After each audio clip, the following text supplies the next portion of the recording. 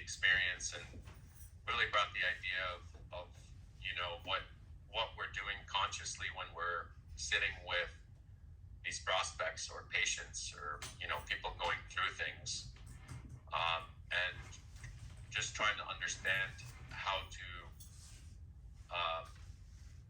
have a healthy and conscious recognition of what is required for us to show up and what kind of tools we can have.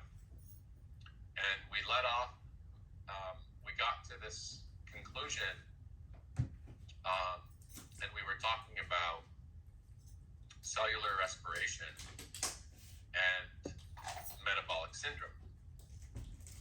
And this is your opportunity now to open up about your findings and your experience, for us to just have a very cool, healthy group discussion so that we know how to move forward with all this information.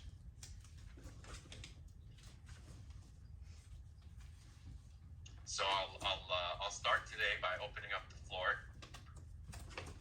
Any brave souls want to share what they've researched or forgot to research or intuitively know or clinically demand and say no or yes, I'm here for it. What do we got?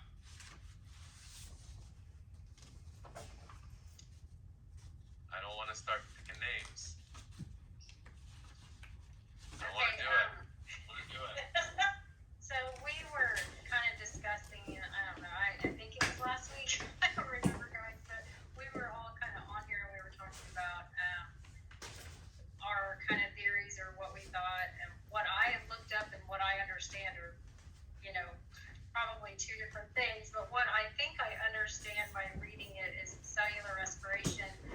In the presence of insulin, it's required, so it's typically a good thing, but whenever you're resistant to that insulin, it actually decreases the energy production of the cell because the glucose isn't able to get in because it's not responsive, it's not responding to the insulin. So the glucose is actually not able to get into the cell, and that's why we typically have higher blood sugars, because the insulin is not responding, and so that can actually make it lower. So diabetes and insulin resistance can actually make it worse. So that's my understanding of cellular respiration with insulin.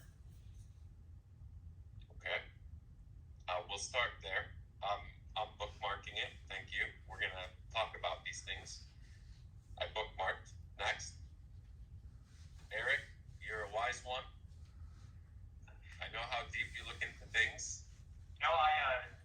Between semaglutide and intermittent fasting, I think both are fantastic for helping with insulin resistance and that insulin sensitivity aspect. A lot of my patients at least have that complaint of fatigue. And so between looking at the T3, looking at their A1C, just looking at their overall health, and heck, even just looking at them physically, I think can be an important indicator of where we think as providers with the educated guess we can have just in our first interaction with patients can dictate what we think it is. Do we think their thyroid's healthy? Do we think their insulin sensitivities are concerned? I read that just about all of us have some semblance of insulin resistance, even if our A1C is normal. So I think addressing that through our weight loss patients with semaglutide or with intermittent fasting is monumental. I mean, even for fatigue, intermittent fasting can help. So I think that's largely my go-to, especially for our weight loss clients. And then, of course, addressing that insulin resistance with GLP-1s is great. Okay. Bookmarked. Thank you. Who's it going to be next? We're all going on this train.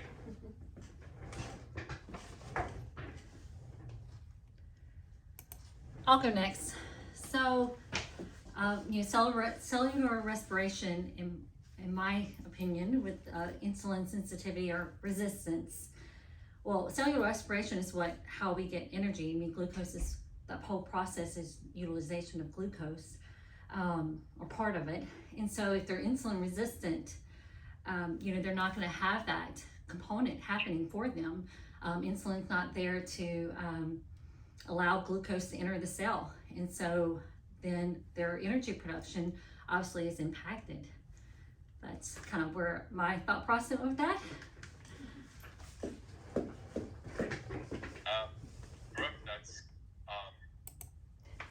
really good, and I know it's one thing I'll know is it's not easy to be open and talk about things. So I'm gonna segue to a side story, and then I'm gonna come back because I feel like this is important for you to know. Okay. Back in uh, back in 2006, so you're learning how old I am slowly but surely. Back in 2006, I was heavily involved in big pharma. Prior to, I have my doctorate in pharmacology, and prior to, I was working on, novel synthesis of medicine for cocaine addiction and for Parkinson's drugs. So I was thrown into the deep water of working on crazy ideas of something from scratch. And I more importantly learned about the discovery being one element of how this big giant system worked to push and create healthcare as a whole. I was I was in the eye of the hurricane, and I was getting paid very well, very well. And I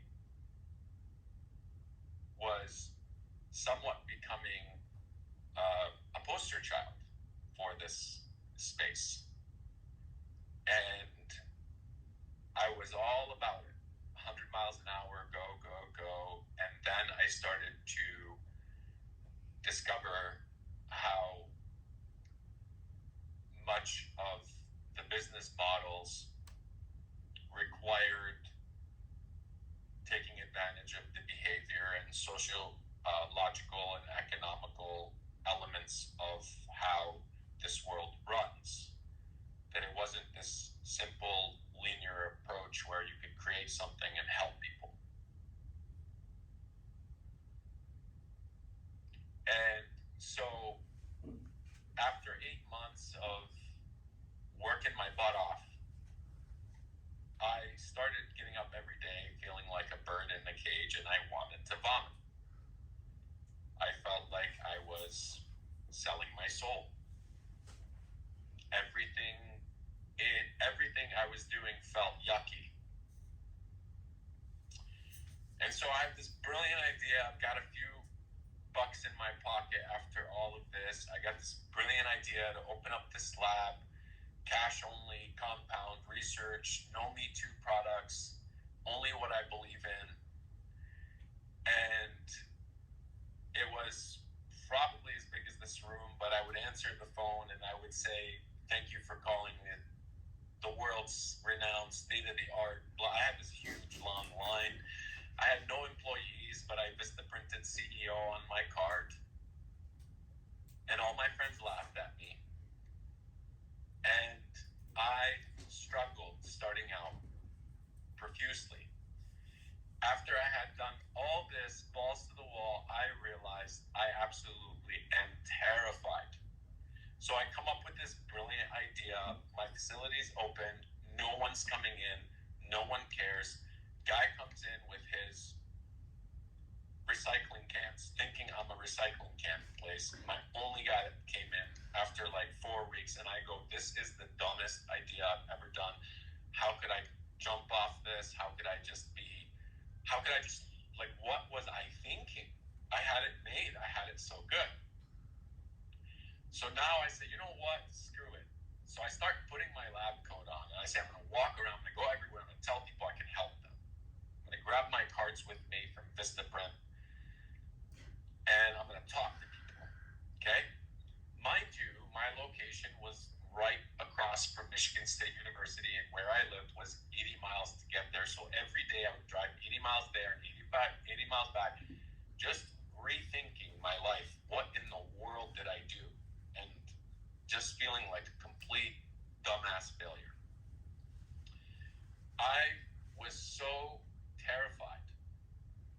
I said, you know what? Finally, after 2 weeks of just driving around aimlessly around the city trying to find courage, I find the courage. I find this chiropractor in the plaza next to this bagel shop, and I go, I'm going in. I'm going to talk to this guy. So I put on my lab coat, and I sit in the parking lot like a creeper that day, and I don't even have the courage to get out. So now I drive back and forth 3 days in a row, come into this parking lot because I'm trying to find the courage to speak up, to go talk to this guy. So now I find the courage, I get out, I'm in my lab coat, and I go get a bagel. And I sit in the bagel shop and I say, I'm going to do it, I'm going to do it, I'm going to go talk to this guy. A couple days go by, finally I have the courage, I walk in just before they close and I go, is the doctor here? Just terrified. Oh no, he left for the day. I go, oh thank God. I run out and I get in my car and I drive back home. And every single day it got a little better to open up, speak up, share, and go through life's experiences. I had a couple weeks left of financial runway money. 2 weeks left. And then it was back to the cage and probably 3-4 years of work just to get back to zero. So I'm sitting there, getting ready to call it quits. And a guy walks in, first customer, comes in with a giant tub of lidocaine and says, I need this refilled. I pull up I'm excited, it's going to be my first $30 I'll ever make. I asked the guy, why do you need this? And he goes, oh, you know what, I have Raynaud's in my fingers. And I realize that lidocaine is a constrictor and it's making the problem worse. So I look at the guy and I only do what I believe in, right? I look at him and go, I can't take your money. I can't do this product for you. It's actually hurting you. And he was so bummed. I said, you know what? Let me talk to your doctor. So his rheumatologist is at U of M. I call him. I say, I want to try this, that, and dig research. I spend the night on the floor in my lab just trying to figure out what I'm going to do. I finally called it. I have the courage to just call this rheumatologist and talk to him. And I go, A, B, C, D. And he goes, yeah, we're scheduling him, for an operation in 6 weeks. He's last line. His fingers are going gangrene. So nothing could hurt at this point. So I call the guy back in. I'm making this product. I don't hear from him for about a month. He runs into my facility one day screaming, it worked. Look at my fingers. He reaches over my counter and he grabs my whole box of Vistaprint cards and he drives around all of the rheumatologists in the area. And he starts telling them about, call this guy, you need to call this guy. So next thing you know, my phone starts going off the hook. It's all this Raynaud stuff. And one thing led to another to national publication in the Raynaud's the National Raynaud's Association, which led me to be the guy that you go to this guy, he makes the weird shit if you need it. He's that guy back in that day. And that's how my life started. And one of the greatest things I attribute it to is getting more and more comfortable in sharing our thoughts and our ideas and our speculations so that we can realize how we can fit in with our community and our role and what we want to get out of life. Ultimately, we have to find a way to be able to forever evolve, and a lot of that consists of us being comfortable and not uncomfortable. Like speaking up today and sharing your thoughts and mindset of who gives a shit. It is a mental dichotomy for all of us, because everything that we're taught is very like, you know what you had to do to learn and get to where you are. But now you're at the point of mastery. You've already took the risks. You've already spent the time doing the work, following the guidelines, pushing the limit on protocols, gaining comfort in, venturing out into integrative wellness, venturing out into the weeds where we're still looking for information, right? Every single person on this call is now on a journey, an alchemist journey to finding the fountain of youth, or you wouldn't be here. There'd be a protocol blueprint, and you would have took it like a man or took it like a woman and just followed through.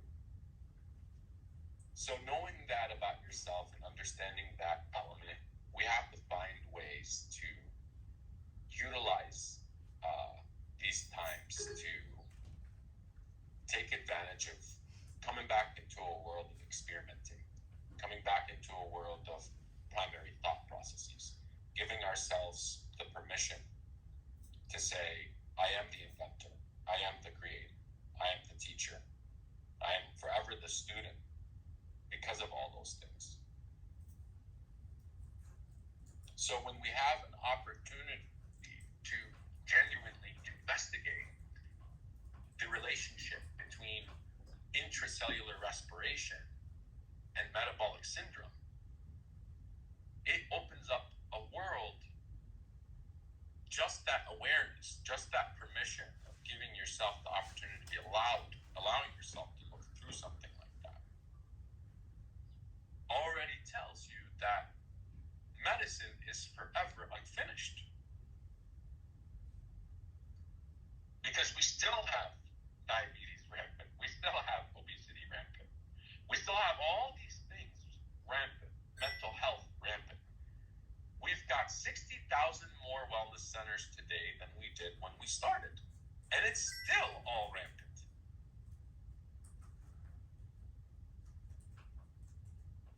So that tells us that there's an opportunity for us to create our own golden goose of tools. Because we're now all venturing out in the weeds together.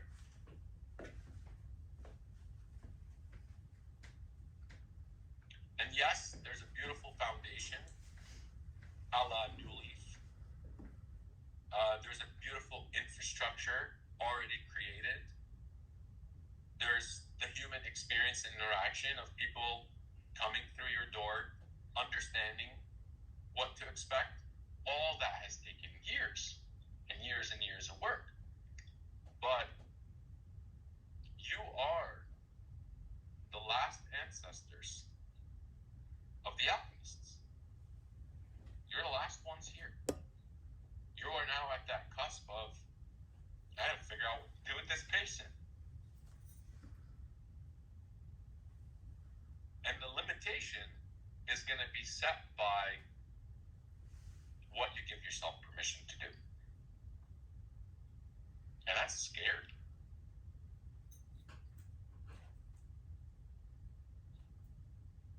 Am I making any sense today? Mm-hmm. Cool. Yeah, because the moment we give ourselves permission to say, I'm going to really figure out this cellular respiration thing. I want to dive deep, and I want to start looking at it. We can go forward. So with that being said, we have Brenda.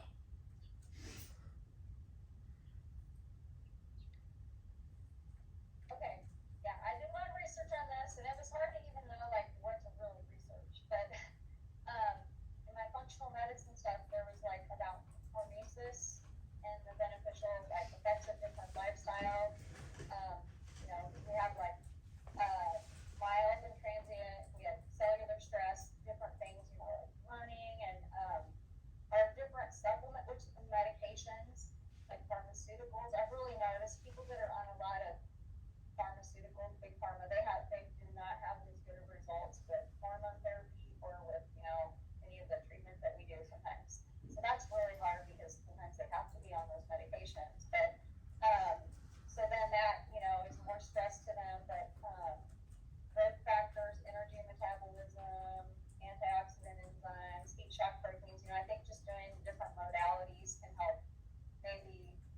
system and help with the hormesis that they have to try to get them stimulated. And yeah, but it's really interesting concept. So You want a really cool way of understanding what Brenda just said? yeah. We're gonna do an exercise, all of us, right now. Are you ready for it? Thumbs up if you're ready for it. Okay. On the count of 3, I want you to take the deepest breath you can take, and then I want you to hold it. And don't hold it. Don't let it go until I tell you to let go. Are you ready? There's a reason for this. And when you hold your breath, I just want you to focus on what your body is going through. That's all. Ready? 1, 2, 3. Deep breath in.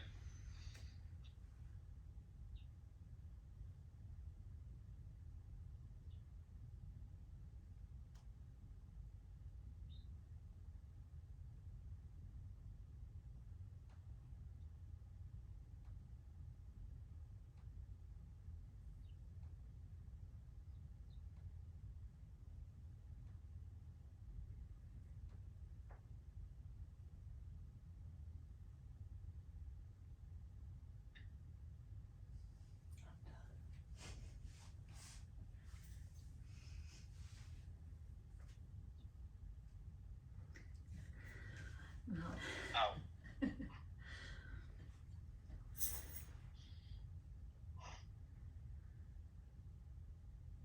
Pause.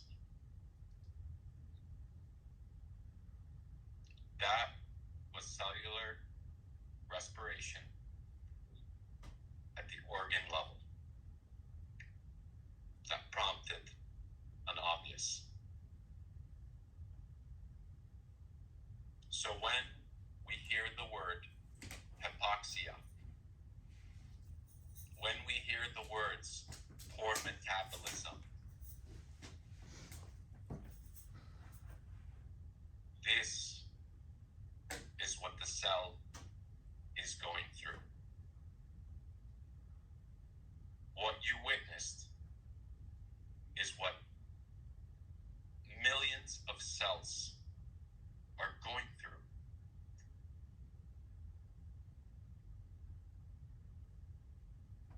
The body's capacity to adapt creates a chain reaction.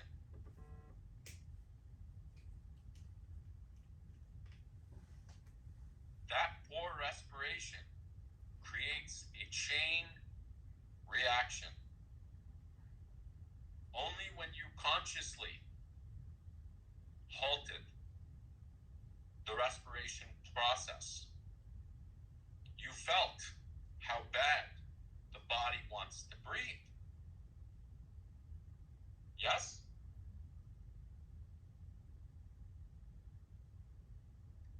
So sometimes words lose meaning when we're the practitioner. Oh, that's high, that's low. Oh, they're going through this, some type of metabolic something.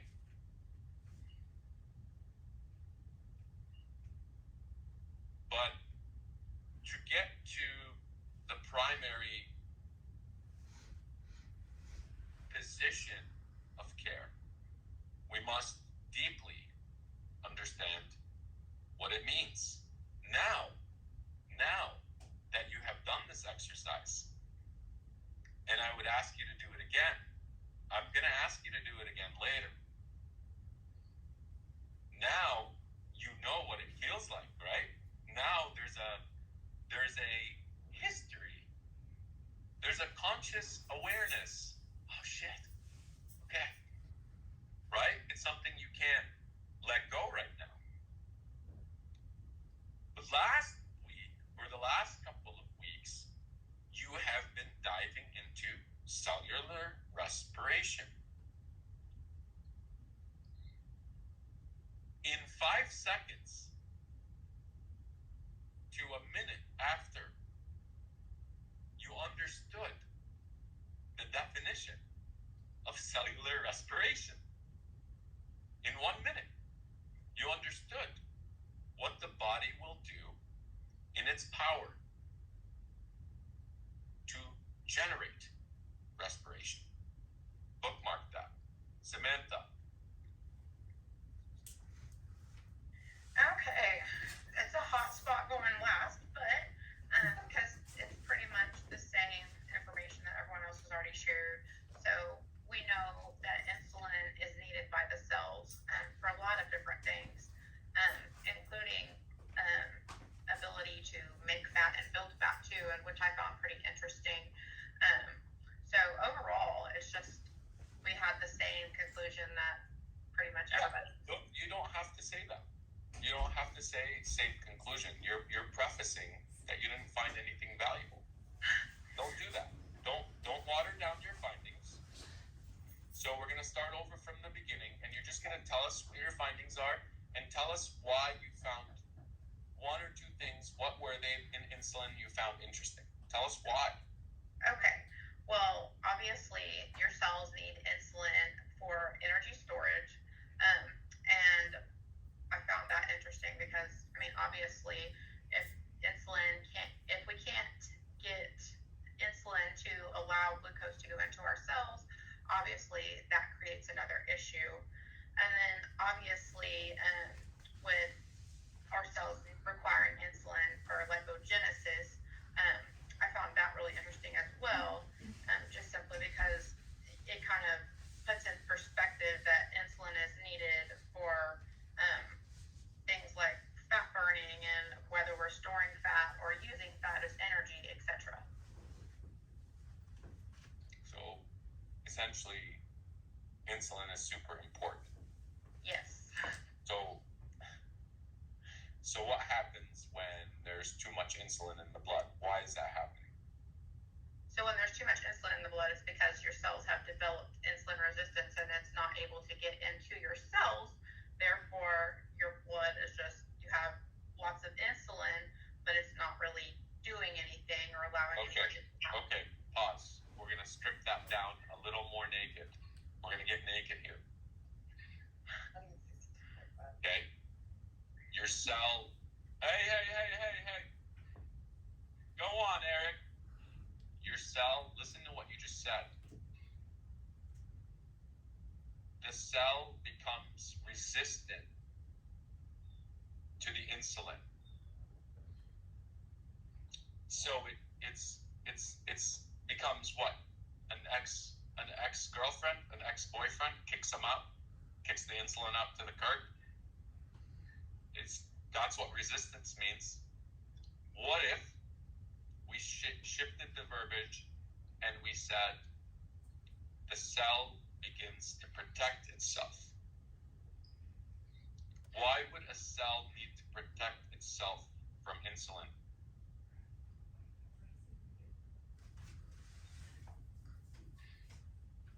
Samantha. Hold on just a second. We had an implant that had to be got. Okay, so repeat that again. I'm sorry. Why, if we looked at it from this perspective, why is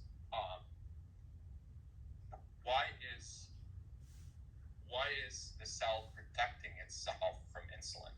Let's throw out the word resistance. That's a bullshit term. Okay? That's a bullshit term. The body is always protecting itself. Right? Why is a cell protecting itself from insulin? Why?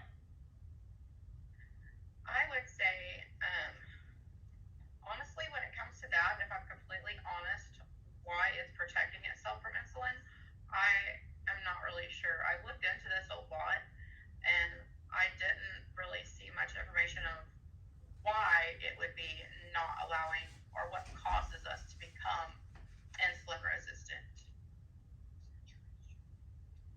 Okay.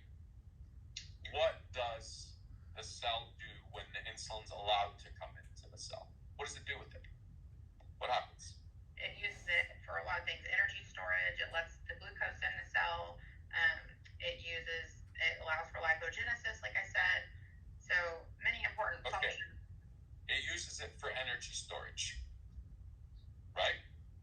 Yes. What happens if the cell says, my well is full, come back later? How would the well be full? Oversaturation of insulin, so too much insulin in the bloodstream. Too much insulin coming through. Why would someone be getting too much insulin? Because their blood glucose is always running high. From what? It's resistance, oversaturation of insulin. Eating like Diet choices. eating like shit. Yes. Okay. There's a good reason. Right? So now we know that when you eat like shit, the well of insulin gets all stored up in the cell, and the cell goes, nah, we're good, bro. Come back next time. So, where does all that free insulin go now? You know, we flooded the market with insulin. Its value's gone down for the cell. It has to repurpose itself, right? Otherwise, it goes bankrupt. What does the insulin do now? What happens? Where does it go?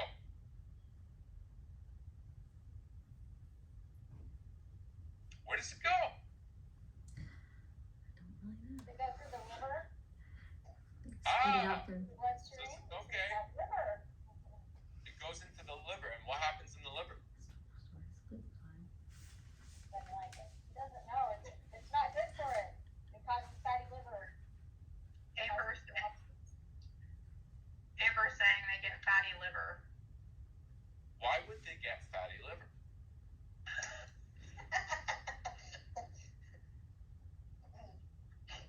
Come on, Amber. I'm trying to think. Because there's too much insulin coming through. What does insulin Too do in much. the liver? Too much. What does the liver do with insulin?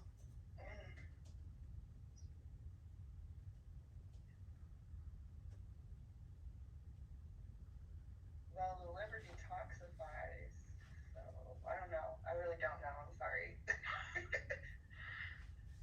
I'd have to- Okay. Sounds like homework. But we're getting a lot out of this, right? We're getting a lot out of this, are we not? We're starting to think about these things in a way we won't forget them. Right? You eat like shit, there's too much insulin, cell says no thanks, like my room's full, no vacancy. And then that insulin gets to go places. It has to go somewhere. Somebody else has to deal with the insulin. You know, mom and dad's house. Can I stay with you guys for a bit?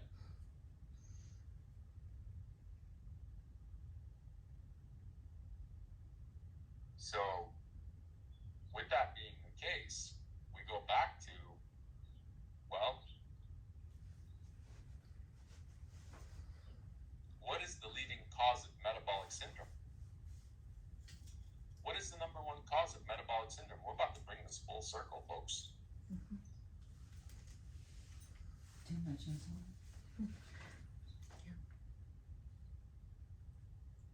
Eating like crap. That's what starts it, I would say. Yeah. Having poor lifestyle choices, not doing any intermittent fasting or fasting to allow the body to rest, process what it already has in excess of. So you're not giving your body rest, you're just constantly inundating it with more and more. Causing inflammation, Good. fat Good. storage. There are two ways for the insulin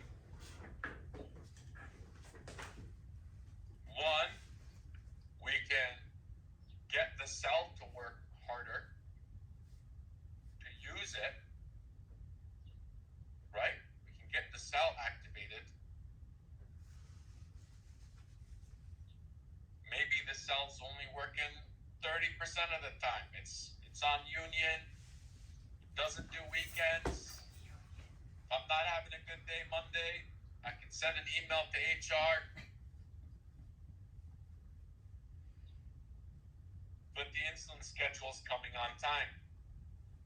The deliveries are coming to the warehouse.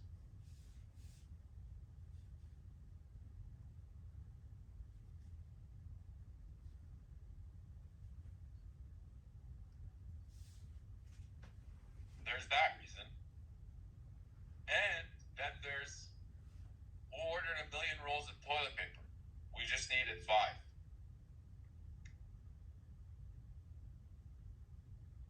Eric has a patient he's got to jump into. See, so there's that, right? So we got to look at it as 2 approaches. Cellular respiration is already not optimal, and we're feeding the cell shit on top of that. It's a double-edged sword. So your next element of homework is, what can we do to improve cellular respiration? What can we give it? What can we focus on at the cellular level to make it 100% efficient? Because you're already doing a lot of the intermittent fasting and right? You're focusing on the other path, the other path.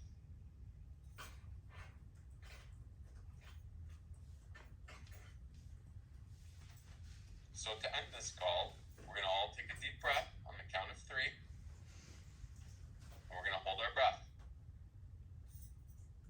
Ready? 1, 2, 3. And breathe out. Cellular respiration when it works.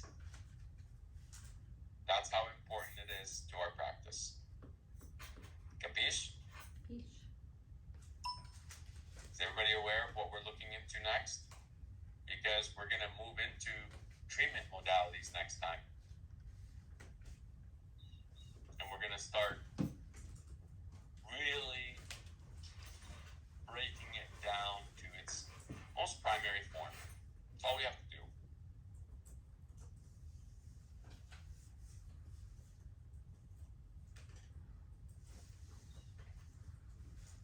Thank you guys for an epic call and time together as always.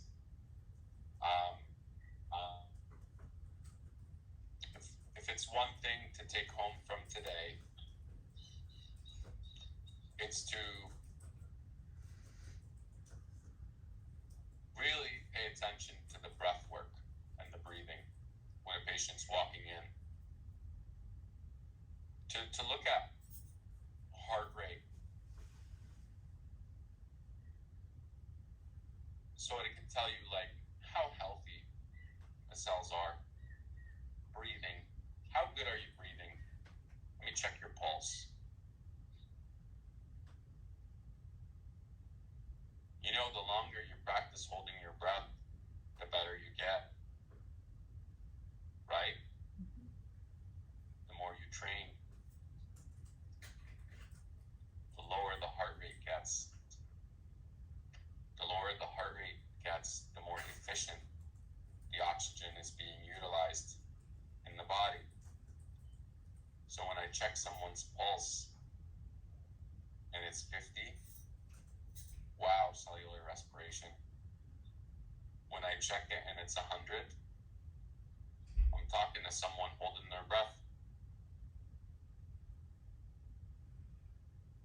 It's that simple. So now the pulse. If I sat in front of you and hung out with you for 5 minutes and then checked your pulse, I can learn a lot about you. A shit ton. because I'm understanding that words aren't just words. That hypoxia means something.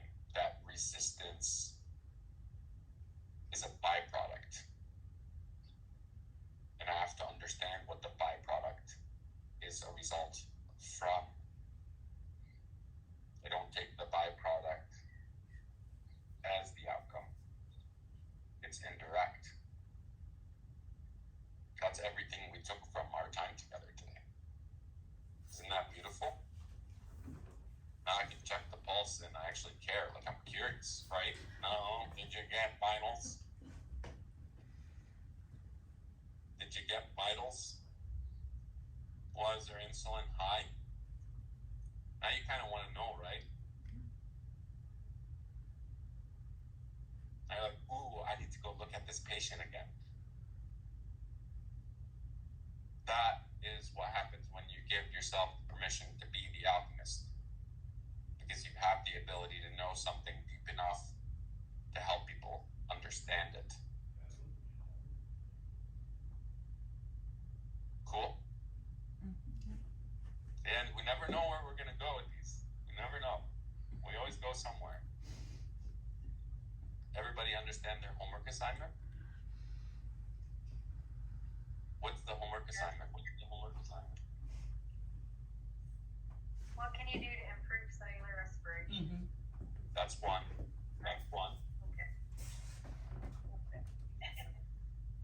What's the other one? Was it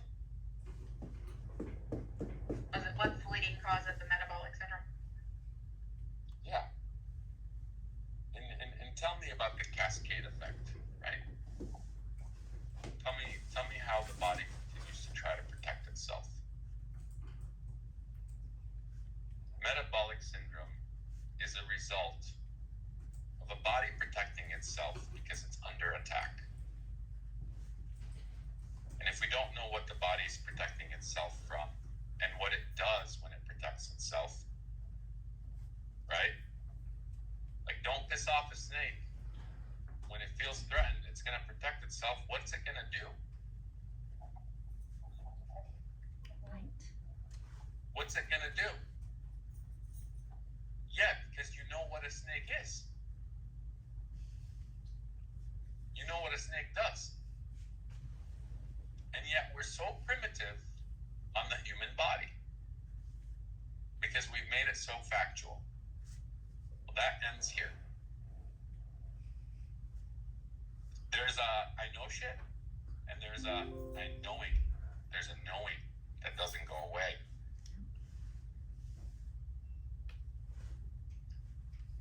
All right, those are your 2 assignments.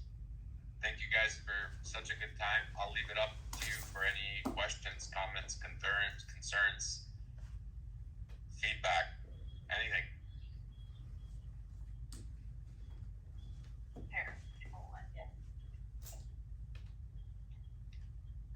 Do you have any questions? Anything? Okay.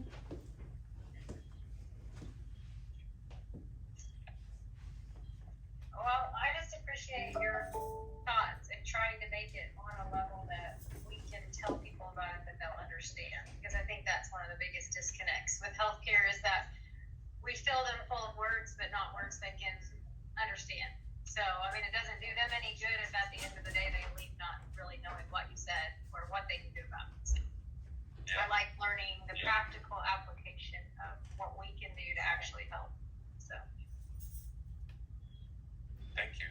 I think a few of us also had questions also about the metabolic regulation supplements still too. Like what we can use to help push it for patients, that kind of thing, like what they need it for. Obviously. So if you now go look back at metabolic regulation,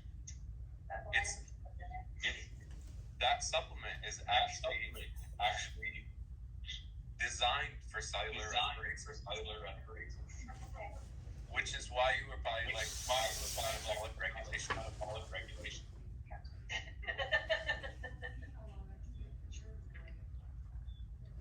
And that's how we bring it back full circle.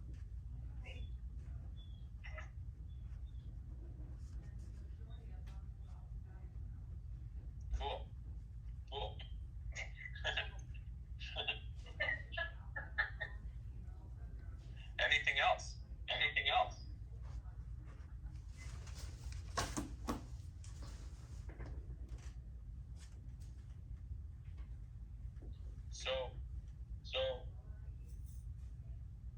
if figured out a way to put percent of oxygen in the body, we can undo metabolic syndrome. We can undo it. I still want you to do the homework on this. But that's the key. That's the key. That's what will allow us to dive deep and really change everything in a patient's life. It's very powerful. It's a life changer.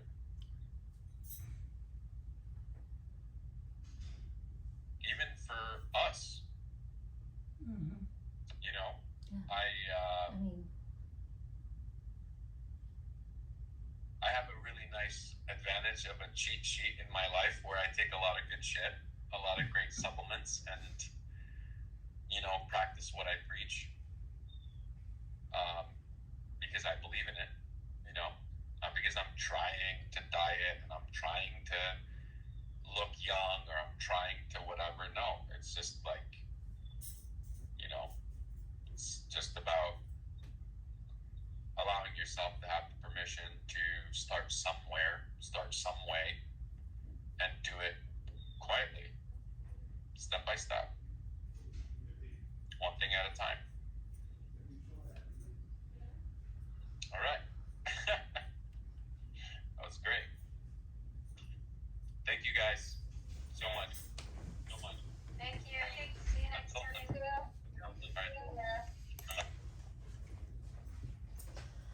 oh, maybe some food will get rid of this headache. Too much caffeine though. Oh, I'm still recording. You might want to delete that off.